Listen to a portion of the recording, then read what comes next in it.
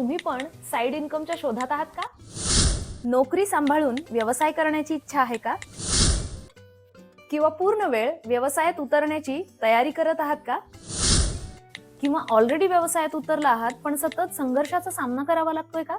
जर तुमचं उत्तर हो असेल तर तुम्ही अतिशय योग्य व्हिडिओवर क्लिक केलेला आहे, कारण आज मी घेऊन आले एका अशा बेस्ट सेलर पुस्तकाचा रिव्ह्यू जे तुम्हाला शिकवेल व्यवसायात कसं उतरायचं, नेमकी काय पूर्वतयारी करायची जेणेकरून व्यवसाय सुरू केल्यानंतर पहिल्या 1 वर्षात येणाऱ्या अडचणी आधीच ओळखता येतील, त्यासाठी पूर्वतयारी करता येईल आणि पहिल्या 1 वर्षात होणारं आर्थिक नुकसान कमी करता येईल, कंट्रोलमध्ये ठेवता येईल.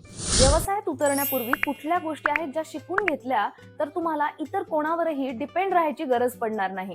हे पुस्तक तुम्हाला अशा गोष्टी शिकवणार आहे जे तुम्हाला व्यावसायिक यशाच्या वाटेवर घेऊन जातील. हा व्हिडिओ शेवटपर्यंत पूर्ण बघा, कारण यात जो चौथा मुद्दा सांगितलेला आहे तो अत्यंत महत्त्वाचा आहे आणि माझा फेवरेट आहे. तर चला जाणून घेऊया कुठल्या पुस्तकाबद्दल मी बोलतेय. नमस्कार, मी साधना कसपटे महानूर तुम्हा सर्वांचं रेघोट्यामध्ये मनापासून स्वागत करते. जर तुम्ही चॅनलला सबस्क्राईब केलं नसेल तर सबस्क्राईब करा आणि हो, नोटिफिकेशनसाठी बेल आयकॉनवर क्लिक करायला विसरू नका. तर मित्रांनो, आजचं बेस्ट सेलिंग पुस्तक आहे उद्योग शैली. या पुस्तकाचे लेखक आहेत CA अभिजित थोरात.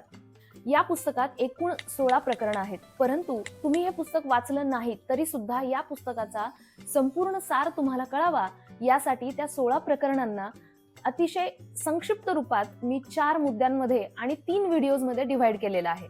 तर त्यातला आजचा हा भाग पहिला म्हणजे व्हिडिओ पहिला असणार आहे. यात आपण पहिल्या मुद्द्याबद्दल सविस्तर जाणून घेणार आहोत. मुद्दा नंबर पहिला, उद्योग व्यवसाय सुरू करण्यासाठी पायाभरणी म्हणजे बिझनेस फाउंडेशन अँड माइंडसेट. यामध्ये लेखकाने एकूण 4 महत्त्वाच्या गोष्टी सांगितलेल्या आहेत. नंबर 1, गुंतवणुकीतून उत्पन्नाकडे. नंबर 2, व्यवसायाचा वॉर्मअप. नंबर 3, भागीदारीतून व्यवसायाचा गुणाकार. आणि नंबर 4, ओळख बिझनेस एटिकेट्सची. आता या प्रत्येक मुद्द्याला आपण अतिशय डिटेलमध्ये जाणून घेऊया. या 4ही मुद्द्यांबद्दल बोलत असताना लेखकाने अतिशय साध्या आणि सोप्या भाषेत प्रत्येक कॉन्सेप्ट समजावून सांगितलेला आहे. जसं की गुंतवणूक हा शब्द ऐकला की आपल्याला काय आठवतं? सेव्हिंग. पण खरंच गुंतवणूक म्हणजे सेव्हिंग आहे का? तर नाही. सेव्हिंग म्हणजे बचत. आणि मग गुंतवणूक म्हणजे काय? ज्या गुंतवणुकीतून आपल्याला उत्पन्नाची अपेक्षा असते ती म्हणजे गुंतवणूक. आता गुंतवणूक करण्याचे अनेक प्रकार आहेत. मुदत ठेव, शेअर्स, सोनं, चांदी, फ्लॅट, प्लॉट अशा अनेक ठिकाणी तुम्ही गुंतवणूक करू शकता. पण खरं तर एका व्यावसायिकासाठी सर्वात मोठी गुंतवणूक कुठली असते? तर ती म्हणजे स्वतःवरचा विश्वास, की मी जो काही बिझनेस करणार आहे तो मी करू शकतो ही खात्री असणं, हा विश्वास असणं हीच खरी व्यावसायिकाची गुंतवणूक आहे. जशी गुंतवणूक महत्त्वाची आहे तसाच व्यवसायासाठीचा वॉर्मअपही महत्त्वाचा आहे. मुद्दा नंबर 2, व्यवसायासाठीचा वॉर्मअप म्हणजे बघा, एखादा कार्यक्रम करण्यापूर्वी आपण कशी त्याची पूर्वतयारी करतो. म्हणजे कार्यक्रम कुठे ठेवायचा, एखादा हॉल कसा बुक करायचा, त्याच्यात किती माणसांची कॅपॅसिटी असणार आहे, किती लोक कार्यक्रमाला येण्याची शक्यता आहे, मग जेवणाचा मेनू काय असेल, आलेल्या लोकांच्या गाड्यांची पार्किंगची सोय काय असेल.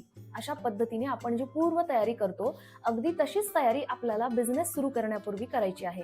म्हणजे तुमचा प्रोडक्ट काय असणार आहे, तुमच्या प्रॉडक्टला मार्केटमध्ये एक्झॅक्टली कशा पद्धतीची मागणी आहे, कुठल्या एरियामध्ये त्याची जास्त डिमांड आहे, तुमचा व्यवसाय सुरू करण्यापासून तो व्यवसाय स्थिर होईपर्यंत किती वेळ, किती अवधी त्याला लागणार आहे, मग तुमची तेवढी थांबण्याची तयारी आहे का, तुमचा व्यवसाय सुरू करण्यासाठी तुम्हाला नेमकं किती भांडवल लागणार आहे, किती वेळ लागणार आहे, त्यासाठी तुम्हाला किती जागा लागणार आहे, त्या जागेला रेंट किती असणार आहे, मग तिथे लाईट बिल किती येईल, तुम्हाला मनुष्यबळ किती लागणार आहे, मग तुम्ही व्यवसाय सुरू केल्यापासून ते तुमचा व्यवसाय स्थिर होईपर्यंतच्या त्या कालावधीमध्ये माणसांचे पेमेंट तुम्ही कसे करणार आहात, तुम्हाला जे काही रॉ मटेरियल लागणार आहे त्याला पैसा कुठून देणार आहात, कारण ऑलरेडी व्यवसाय सुरू करण्यासाठी तुम्ही जी काही गुंतवणूक केलेली आहे तिथे ऑलरेडी तुमचे बरेच पैसे गेलेले आहेत. मग तुम्हाला अशा वेळी घरची किती जबाबदारी तुमच्यावर आहे, घरी अचानक एखादं आर्थिक नुकसान किंवा आर्थिक अडचण आली तर ते तुम्ही कसं पेलणार आहात, त्यासाठी तुमच्याकडे एक्स्ट्रा फंड अवेलेबल आहे का, ह्या सगळ्या गोष्टींचा तुम्हाला बारकाईने विचार करायचा आहे. म्हणजे व्यवसायाचा वॉर्मअप करायचा आहे. जितकी उत्तम पूर्वतयारी तितकीच उत्तम व्यवसायाची सुरुवात. हा साधा फंडा व्यवसाय वॉर्मअपचा आहे. भागीदारीतून व्यवसायाचा गुणाकार. जर समजा तुम्ही जो बिझनेस करणार आहात तो पार्टनरशिपमध्ये करणार असाल तर तुमची त्यातली इन्व्हेस्टमेंट किती असणार आहे आणि तुमच्या पार्टनरची इन्व्हेस्टमेंट किती असणार आहे हे तुम्हाला आधी क्लिअर असायला हवं. डिसिजन मेकिंग नेमकं कोणाच्या हातात असणार आहे किंवा ते म्युच्युअल असणार आहे का, हे क्लिअर असायला हवं. तुम्ही आणि तुमच्या पार्टनरने ज्याही जबाबदाऱ्या वाटून घेतलेल्या आहेत त्या नेमक्या कशा पद्धतीच्या असणार आहेत, त्यामध्ये किती ढवळाढवळ करायची किंवा किती इंटरफेअर करायचं हे दोघांनाही क्लिअर असायला हवं. दर 3 महिन्यांनी आर्थिक आढावा घेता यायला हवा. सिबिल स्कोअर चेक करता यायला हवा. जर पुढे चालून अचानक तुमची पार्टनरशिप तुटली तर वर्स्ट केस सिनारिओ मध्ये नेमकं काय काय होऊ शकतं याचा अंदाज तुम्हाला आधीच बांधता यायला हवा आणि त्याची पूर्वतयारी करता यायला हवी. दुसरी महत्वाची गोष्ट म्हणजे 2 पार्टनर्समध्ये कम्युनिकेशन, संवाद हा पूर्णतः पारदर्शक आणि क्लिअर असायला हवा. एकमेकांबद्दल आदर आणि विश्वास असायलाच हवा, पण एकमेकांच्या अपेक्षा, भूमिका आणि जबाबदाऱ्या पूर्णतः स्पष्ट असायला हव्यात. मुद्दा नंबर 4, ओळख बिझनेस एटिकेट्सची. प्रत्येकाच्या फोन लिस्टमध्ये एक तरी असा व्यक्ती असतो बघा, की जो सतत फोन करत राहतो. म्हणजे आपण फोन नाही उचलला तरी ती व्यक्ती फोन करतच राहते. अशामुळे काय होतं, ज्या व्यक्तीला फोन केला जातो ती व्यक्ती चिडते आणि जो व्यक्ती सतत फोन करत राहतो त्याच्याबद्दल एक वेगळी इमेज आपल्या मनामध्ये तयार होते. सेम हीच गोष्ट बिझनेसमध्ये सुद्धा लागू पडते. क्लायंट्सला किंवा कामासंदर्भात कुठल्याही व्यक्तीला फोन करत असताना वार आणि वेळ याचा विचार करा. कॉल केल्यानंतर डायरेक्ट कामाबद्दल बोलण्याऐवजी साधारणतः चौकशी करा. एखाद्या व्यक्तीने फोन नाही उचलला तर त्याला सतत फोन करू नका किंवा साधा फोन उचलला नाही म्हणून व्हॉट्सअप कॉल किंवा व्हिडिओ कॉल अजिबात करू नका. आपल्या क्लायंटचे नंबर दुसऱ्या कोणासोबत शेअर करताना आधी क्लायंटची परमिशन घ्या. क्लायंटशी संवाद साधत असताना आपली भाषा सभ्य ठेवा आणि त्याचसोबत क्लायंटला त्यांचे वैयक्तिक प्रश्न विचारणं टाळा. मित्रांनो, ज्याही व्यक्तीला व्यवसाय करायचा आहे त्याने हे पुस्तक आवर्जून वाचलं पाहिजे, कारण या पुस्तकामध्ये अतिशय प्रॅक्टिकल आणि महत्त्वाच्या गोष्टी सांगितलेल्या आहेत.